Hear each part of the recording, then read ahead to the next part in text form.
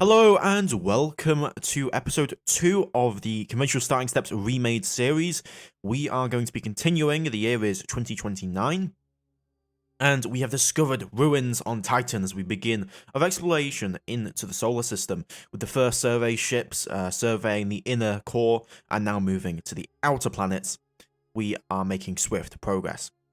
Now, in most of your games that you'll be playing, you probably will not find that. It's very rare to get a ruin on Titan, but said ruins can occur in Sol, and they can be a big help to you early on to boost your capability, boost your technology, and also force you to colonize more.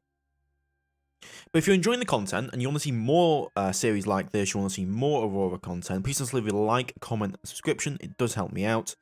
Again, this is a relatively niche game. The more engagement you guys do, the more people who might watch the video, and the more people might watch the video, the more people might play this amazing game of Aurora 4X. So what are we going to be doing in this episode? Well, we're going to be focusing on colonization. And what I mean by that is we're going to be trying to colonize our first world. We're going to be, in this case, colonizing Titan, because Titan has proven it's got a lot of corundium, it's got a ruin. It's obviously valuable to us. It can lead to a lot of resources. And you may be asking, why is that particularly valuable? Well, corundium provides us with the ability to build mines. Mines only cost corundium, okay? And if you can't build mines, you can't mine anything.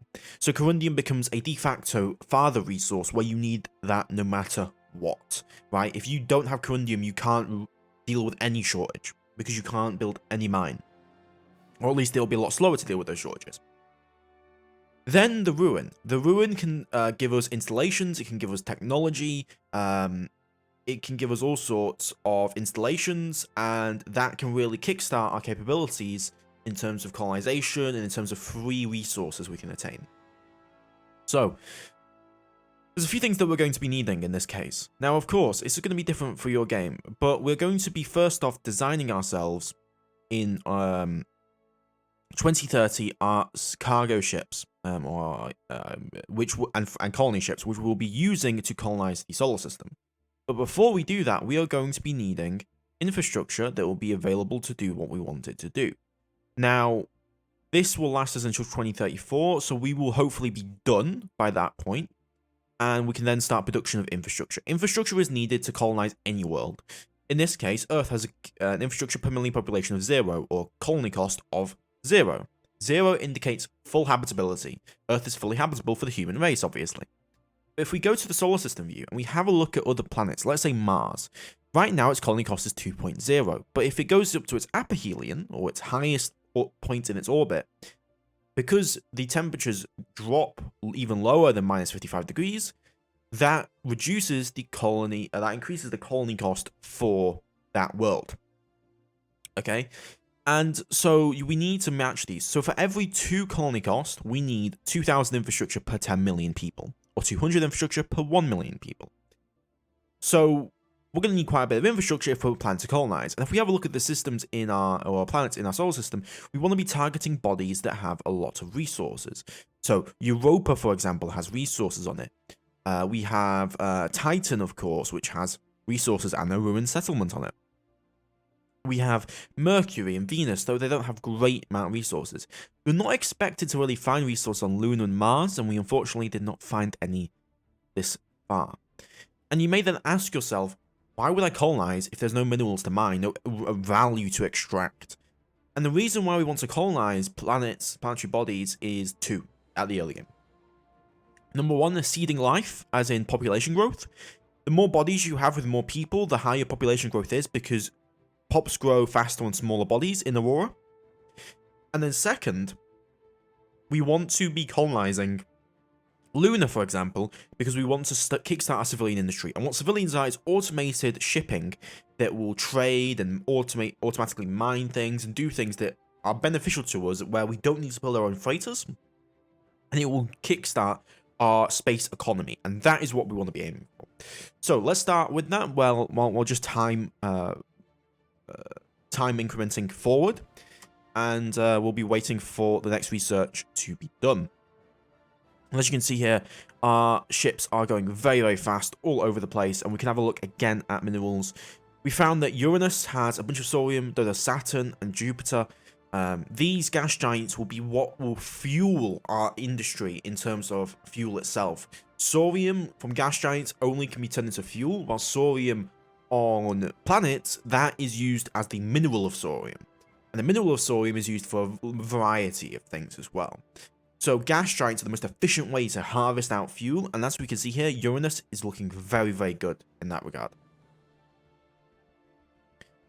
And we complete research into the next research 0.9 liters per hour. So that is a 10% increase of efficiency per engine power.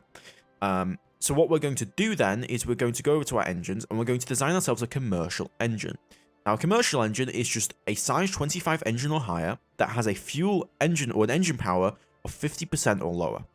And what commercial standards will allow our ships to do is disregard the ability of maintenance as well as military, and will maintenance as well as deployment time, which affect morale and just the ability of the ship to stay maintained and operational.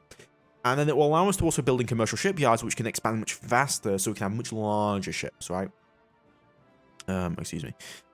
So we're going to hit create, and that's going to create a nuclear thermal engine. Now, we did get better engines than the nuclear radioisotope that our survey ship's using, so we've actually got some pretty good engine power. You can see here the big buff to the amount of engine power that we're using.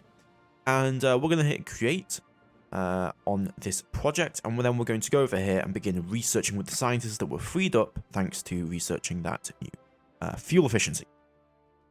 And that'll be done on June 2030. We're just about to finish up our slipway on our yard, so we'll be ready to start producing those ships pretty shortly. There we go, we've completed the research into commercial nuclear thermal engines, and now we're going to go back to our class design like we did with our survey ship and hit new ship class. So what am I looking for with a freighter or a colony ship? I'm looking for something that will fit within our shipyard, will be able to transport a decent number of people, and will not be too fuel inefficient so that it can get around the solar system. So we're going to go over to the engine, and I'm going to probably put 1, 2, 3, 4 engines. I'm aiming for about a 40,000 ton ship here. We're going to reclassify the ship. This does nothing but just RP reclassify it to freighter, so it's easier to see what is what. With that reclassified, we're then going to add in a cargo hold. Now, a cargo hold is 25,000 tons. That's where most of our space is going to be coming into. And most importantly, something you must not forget is cargo shuttle bays. Anything that's going to be transported from a cargo hold, a cryogenic transport, needs to be using a cargo shuttle bay. And often forgetting this can be a problem for many people. So we're going to put as many of those in as the load time up here gets downwards. We want to get this load time probably down to about a day. We'll get it to about a day in terms of time. Now, we are researching at the moment trans-Newtonian cargo shuttles, and that should massively increase the freighter's capability in terms of cargo shuttle multiplier, because I believe it activates retroactively. We're then going to add fuel storages onto the vessel. Now, we're going to need quite a bit of fuel because we're quite a big ship. I'm going to be aiming for 50 building kilometers is okay for me, because we are going to be having this is going to be mainly for Sol system. We can obviously increase the amount of fuel that we're putting on it to get 62.5 billion kilometers, but the total speed goes down a little bit more than I would want. We're going about 450 kilometers per second. We can obviously add additional engines to help rectify that, but that will reduce our fuel efficiency. So I'm okay with this current design. So with that done, we're then going to hit copy class, because we're not done yet. We need a colony ship. We can't put people on a planet without having a colony ship. And so the only difference that we're going to make is we're going to take away the cargo hold, and we're going to in place instead colonist transport modules of equivalent size. So 2,500 tons per module of cryogenic transport. We know that a cargo hold is 25,000 tons, so we have 100,000 capacity cryogenic transport because we have 10 of them. And so we can fit a total of 100,000 people on this ship at a time. Of course, the colony ship is almost 3 times more expensive because of the cryogenic transports, which are just massively expensive relative to the rest of the ship. With that now done, we are going to go over to our shipyards and we're going to retool for the colony ship. Make sure you retool for the colony ship and not the freighter, because the freighter is lower cost. We want the colony ship so that we can build both of them at the same time. Now that we can build both of them at the same time, I'm going to be building a freighter and the colony ship each. And I'm also going to be expanding this shipyard because we want to scale up our industrial capacity for shipping. Now, with our remaining research, I'm going to do a few things. Because we found ruins, we're going to be looking into trying to exploit those ruins. So I'm going to be dedicating 3 laboratories to begin research into xenological equipment. I'm also going to be dedicating 3 laboratories to sensors and not sensor fire controls, to power and propulsion, and we're going to continue until we get better engine technology, because better engine technology, as we talked about in the last episode, is very, very important. Another thing that we have to consider is that once we colonize a planet and it gets above 10 million people, that body will then require defensive capability, something to suppress the unrest of not being protected. Now, the best way to do this would be ground forces, and that's what we're going to do. But we're going to need a shipyard to build a troop transport that will be capable of doing that, and we don't have that current capability right now. So we're going to do the next best thing, and what that next best thing is going to be doing is once we have research available, we will begin researching into energy weapons and getting weapons that we can put on a ship that will provide planetary protection value, and that planetary protection value will satisfy the need of the citizens of the Republic or of the Empire, that we are protected because we have big gun in sky. That is essentially what that is. But we've got a little bit further to go before we can do that, of course.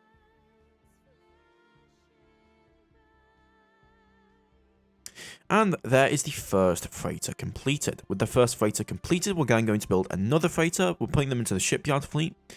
And just like with our survey command, we're going to create something called a logistics command, because, well, we want to put stuff in logistics and get the bonuses from hiring people that are good at logistics in that command. So I'm going to detach this freighter, I'm going to put it under logistics command, and then we can't really do anything just yet because we are waiting for industry to be produced. Now, that industry is going to take some time to be done, but once we are done with that, I'm going to order for, let's do 4,000 infrastructures to be built at 50% capacity. Again, we'll have to be waiting for this to be done, because I believe we don't start with any infrastructure currently. If I have a look, we do not start with any infrastructure. What I'm actually going to do then is to speed this up. We're going to get a little bit of infrastructure going. We're going to do 10%, and that will get us some infrastructure going. And well, you can see our build points have really shot up because we've been converting correctly. So we're going to do that, and that should begin production of those resources. Now, the Mako cannot carry out standing orders because we just finished up the survey of Sol. So we have fully surveyed the Sol system, and that's only taken us about 3 or 4 years in total. Now we can see all of the resources on these moons, though we are missing some small bodies out in the periphery, but I'm not too concerned about that. And so what we're going to do is we're going to scrap those ships, get those resources back, which you can do over here. We just got to bring both of these vessels back to the colony of Earth. And your 50% fuel, you should be fine to return back home. We've completed research into research rate 240 BP.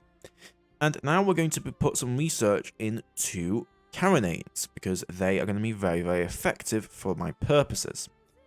And then the next thing that I'm going to do is we're going to be researching... we're going to be researching jump point theory, potentially. No, let's put some additional research labs into xenoarchaeology, because we're going to be needing it. And we're also going to be needing a troop transport, which will require some work. Now, we're going to start moving some of this infrastructure over. So we can move 10 infrastructure, because each infrastructure piece is 2,500 tons. So we're going to take that over. We're going to hit moons here, and we're going to create a colony on the lunar surface. I'm going to unload our installations, and I'm going to refuel, and then we're just going to do this probably... Let's just repeat this 2 more times, so that'll do 3 times total, and that'll get the initial infrastructure moved over to the moon. That infrastructure is now there, and then we're going to be waiting on our colony ships to be completed. They'll be done in 2032. The Makos arrived at Earth, so we're going to begin that scrap order on those ships so that we can free up this yard for something a little bit more important. So the HMS Mako and HMS Piranha have served their duty well, and we're getting those resources now back from them. Both of them have been scrapped, complete research into cargo, transitory cargo shuttles. As you can see here, that has a retroactively applied to our freighters, and that's made a very big difference in that area. Now, in terms of what else we are going to be wanting, we're going to be wanting more power and propulsion technology. Defensive systems technology is also a consideration. But putting research into construction and production is always usually a good idea. And so we're going to put extra research into increasing our build rate, because that will be useful. With the carronade done, we're then going to go to our ship class design, and we're going to go to our survey ship and hit copy. We're going to take out the geological survey sensors, and we are going to also probably take out one of these engines. And what I'm going to put on is I'm going to put on a carronade. Now, you may ask, why are you using this hull? Why are you using the hull? Well, it'll be cheaper to retool it to this design, and it will work better for our needs in terms of if you wanted to actually make this a useful combat ship. This will not be a useful combat ship. We're just making weapons to scare the citizens, basically. So as you can see here, we have a damage output of 6. We have a hull space of 4. This means that I think we have a PPV of 4 per. We're going to hit create on this 15 centimeter plasma carronade. Again, quite an ineffective weapon. I doubt it would ever be actually used at this point. And we're going to begin researching into that, and that'll be done in April. With that now done, we're going to go over to here, and we don't even need reactors to actually power these weapons. It's up to you if you find this a bit too cheesy, a little bit too doesn't make too much sense for you. But this will solve your problem very, very easily, and we're just going to call this the Scare Tactic class of orbital defense platforms. So I'll just go over to my orbital defense. And this is 3,000 tons, 150 BP, as a planetary protection value of 24, and that's exactly what we want. So we're going to be retooling our shipyard now for the ODP Scare Tactic, and that will be done in May of this year. Very, very cheaply, done very, very quickly. With the remaining of our research, we're going to begin researching into I'm going to do science department, because we're going to be building up. What we're building up to is eventually leaving the solar system. We want to be able to design a ship that will be capable of leaving the solar system in a meaningful, good way, that will be a good ship and won't just be a throwaway. So we're going to be researching science department as well. We've retooled for the Scare Tactic class, and I'm going to build 2 of them. And this should sort your planetary defense needs pretty much out, no matter what. You should be done in terms of those needs. And we're just building these ships. We've got the first Etna class now done. We are currently going through some wealth problems. Now, this is occurring because we lost a lot of taxes, and we're doing a lot of shipbuilding and a lot of installation construction because our BP has significantly gone up relative to everything else.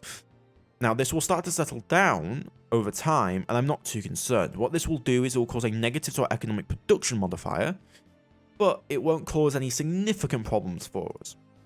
So what we're now going to do is we're going to move over even more infrastructure over to the colony of Luna. We're then going to cycle those orders so they do them constantly. We're going to grab the Etna, detach it, put it into logistics command, and we're going to load colonists up and unload them on to the moon. Currently, we have about 400 infrastructure available, so 400 infrastructure can support about 2 million people, and we can move 100,000 people at a time. 100,000 people. We do about 19 times ish. So we're going to do that, repeat that 19 times to get 2 million people on the moon. And then over in our industry, we're going to keep building out freighters that we will be needing to begin our expansion into the solar system. Let's keep building freighters there. 2 Scare Tactic class vessels were constructed, which is fantastic. And now the moon has 1.5 million people. We currently have 320 infrastructure, and we're going to assign a governor. We're going to put a wealth creation governor on the moon, because that's what the moon is going to be for. It's going to be for generating wealth and offloading some of those available workers to the moon to generate what we want. Now, with the Scare Tactics done, we're going to begin capacity upgrading our shipyard to about 8,000 tons, and then that in the future will be used for our extra solar ships. Then there's completed orders, which means that we have now officially gotten 2 million people onto the moon, and we should start to see civilians generating here. Though our freighter has unfortunately, we've not had any infrastructure capability to move over there, but we should start to see civilians here shortly. Mines have just completed up, and that has given us additional capacity to begin adding things. we're going to begin building a bunch more infrastructure. We are also converting elsewhere, and our wealth situation is not going great. So actually, I'm going to take away 20%, and I'm going to add that to the financial centers, and I'm going to add an additional 100 financial centers and make that under 25%, because we don't want to be losing that efficiency where possible. We complete research into our xenological survey equipment. The next thing that we're going to need to be able to dig up the artifacts when we have them is going to be construction equipment. And so we'll get that under research, and that'll take 2 years to get as well. Complete research into powered by reactor. That's for nuclear gas core engines now. Or nuclear pulse engines, my bad. Nuclear pulse. We can research into those immediately. And we complete our conversion of CI to construction factories. Now we're going to redirect additional resources that we have to a few different projects. Those are going to be research facilities, shipyards, and ground force construction complexes. We're going to be needing all 3 of them for our efforts, but what we do need right now is a commercial shipyard complex as quickly as possible. So we're going to have one created, and it'll take about a year to complete. A slipway was added to one of the shipyards, and we're going to order up another freighter to be constructed. Now you can see that civilians have started to spawn. They will spawn anytime you have a population on another body in the same system. And as we can see here, they have 2 freighters and a colony ship, and that means that they will begin to grow lunar, because civilians construct infrastructure. If you can look here in the wealth, where is it? If you look here in the production tab, you will see that infrastructure is produced on the planet of 2,374 infrastructure, and they will be taking that infrastructure automatically, as you can see here, load trade goods infrastructure, and this is free, you don't have to build this, and moving that over to Luna, which is very, very cool. So what I'm going to be using our freighters now for is to move infrastructure to other places. I'm going to order this infrastructure to be taken over to Titan, because Titan, as we know, had a very important colony. We're going to unload installations, and we're going to hit refuel. We currently have on Earth approximately 460 infrastructure. Now we're going to move as much infrastructure over there as possible, so we're just going to cycle those orders accordingly. And the fire state protection value works within the system, by the way. With that done, we're then going to build another freighter. We can see the ruined settlement here, which is very, very cool to see, though I doubt we are going to be excavating it anytime soon, unfortunately. But we are moving stuff over there. Now, the moon will start to grow pretty rapidly, and they're going to need workers or jobs available to them. Our population growth is pretty ridiculous in my opinion as well, and so what we're going to do is going to grab those 2 additional freighters we built. We can rename this to a freighter group, and we're going to order them to begin moving over financial centers from Earth to the moon and refuel. Cycle those move orders. And then we also have a colony ship here, though we don't really need any more colony ships because we have civilians to do the job for us.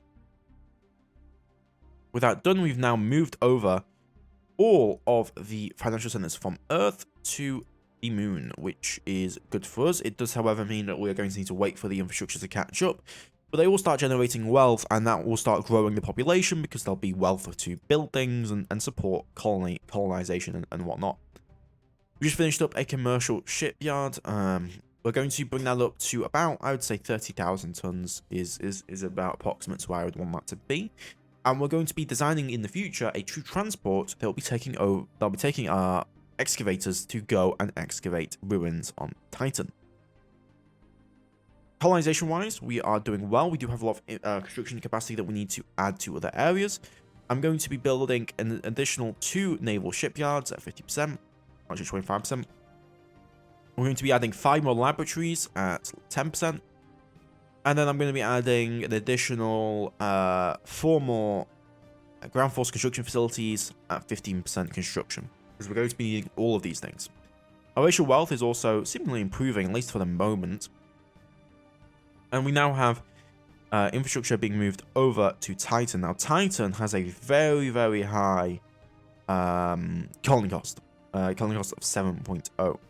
And so we're going to need quite a bit of infrastructure to relatively move stuff over there. And so and because it's so far away as well, it also makes it additionally hard to move stuff over to Titan comparatively to any other body in the solar system. So we're going to move additional infrastructure over to Titan where possible. Construction rate just completes it up, and again, we're going to keep increasing our capabilities in terms of mining production and construction rates, and these are going to just benefit our overall economy compared to anything else. I'm not building any additional ships right now because we don't need any additional ships. However, if you felt like you needed more colony ships or cargo ships, or you want to do something a little bit different, you could totally build some more stuff for yourself. Complete research into construction equipment, so that is exactly what we were wanting. And now we can begin to look into dedicating ourselves to power and propulsion technology, because what we're going to be looking into after our nuclear pulse engines is jump point theory, or getting out of the solar system. Science department is now done, and we're going to begin researching into things that may help with our sensitive choice. So we've got a really good scientist actually here. So we're going to go for a thermal sensitivity, we're going to go for active grav sensors, we're going to go to EM sensors. These are all things that will help with detecting hostiles and other ships, and that's going to be useful for a survey vessel eventually. And so that's what we're going to be researching for us. We should finish up conversion of industry. We're going to then add additional modification. Titan can now support 240,000 people. I'm going to make sure that's a colony now, so I'm going to send over the Etna and say, hey, can you load colonists? Take them over to Titan, refuel, and repeat that once, and that will send 200,000 people, because Titan's really far away. But we've got a population now there, and now we can see that colony ships are going to Titan and unloading colonists. And the space economy has started to develop. And this is what will kickstart everything. And we can see that the civilians are going to start expanding and growing. And that's what we really like to see. Titan currently has 250 infrastructure on it and is supporting population. And meanwhile, Luna is growing rapidly. And we really love to see that. Nuclear pulse engines just completed research, which is fantastic news. And we are going to design here shortly our troop transport. We're only doing 30,000 tons. So I'm going to create a new class. We're going to designate it as a troop transport. I'm going to add in our existing engines because I don't mind using a nuclear thermal engines. Even though we have nuclear pulse, we don't need super fast troop transports. And I'd rather not have to research additional research when I can just use existing engines. Then we're going to go for a some large troop transports. We'll go for like 10,000 tons. 10,000 tons is about enough to move one battalion, I would say, about the size that I would want. And then we're going to add in additional fuel. Add in a commercial nuclear engine. Add in a couple of those. And then finally, we're going to add in some cargo shuttle bays to allow us to unload quickly enough. And there we go. Create a troop transport. We're then going to go over to here. We're going to retool this to that troop transport, and we're going to start construction. But we're going to need ground forces if we ever actually use that.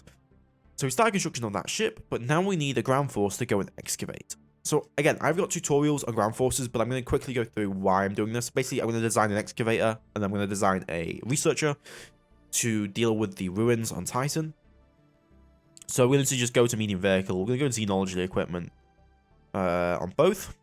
I'm going to hit XSV 218, avoid combat, create. Then we do the exact same thing with construction equipment.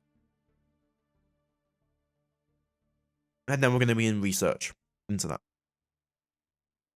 I'm going to take away 5 laboratories and start researching with our ground combat specialist. And then once that's done, we can put them into formation, we can build them, and then we can move them to where we want them to be moved to. Let's see what we've done. Research lab available. Now that research labs are coming in, we can hit assign new, and that will mean that they will automatically be assigned to the research every time that it comes back in, which is really, really useful. And commercial shipyard complex is just finished up, which is fantastic news. And now we're going to begin, I think, building up some military academies, because we are going to need a lot more scientists and individuals as we start to feed a very hungry machine more and more and more. So let's design ourselves our xenoarchaeology formation. Zeo.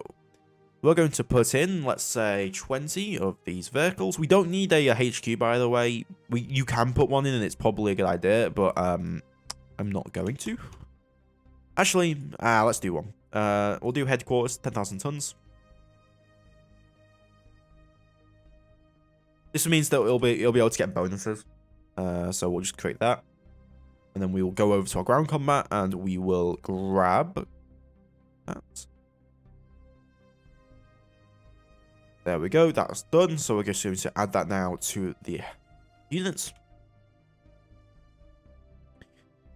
And we're going to bring this up to 23. Let's do 22. And then we're going to hit build these archaeology units. That'll take until August of next year. By that point, our troop transport should be done. And again, mining production just finished up. Again, we're just kind of spreading out where it's going, but we're just trying to get things that are going to help increase the economy of us. We're now about 10 years into the game at this point, which is pretty good where we are. Infrastructure has just finished on Earth. We've moved over 410 infrastructure here, and we are done. Now, we've hit 10 million people. I don't want the planet to really grow too much more. So I'm going to hit stable, and that will redirect civilians to go and colonize Titan. And then what I'm going to do with our freighter groups is I'm going to order them, hey, so enough infrastructure sent to Titan. Start moving over infrastructure to Mars. Let's start colonizing Mars. And we're going to hit refuel, and we're going to do this. We can move a total of 30 infrastructure at a time. And unload, and I'll give them a new order here. So you're going to load infrastructure from Earth. You're going to unload on Mars. And you're going to hit refuel. And then you're going to do this, let's say... let's say... 2,000, we'll move 2,000 infrastructure divided by 30. We're going to 66 times. So we're going to repeat this 65 times. And they should do that for us. And now we've colonized Mars, and we're getting our gravity technologies. Mars has now reached that population. Luna has a proper thriving industry, and in fact, you can actually see that in the wealth production. They're actually building a bunch of resources. And we just finished up our troop transport, which is very important. We're going to build another one. So we probably only need one of them. And we'll have our new ground force stuff done shortly. Jump point theory just completed, and we're going to start research into jump drive efficiency. But that's why I'm going to leave the episode off. I hope you guys have enjoyed. Please like, comment, subscribe. It really does help me out. In the next episode, we will be uncovering the ruins on Titan. We will be starting to look forward to designing a jump-capable ship to leave the solar system. And yeah, I'll see you guys next time. Please like, comment, subscribe. Goodbye.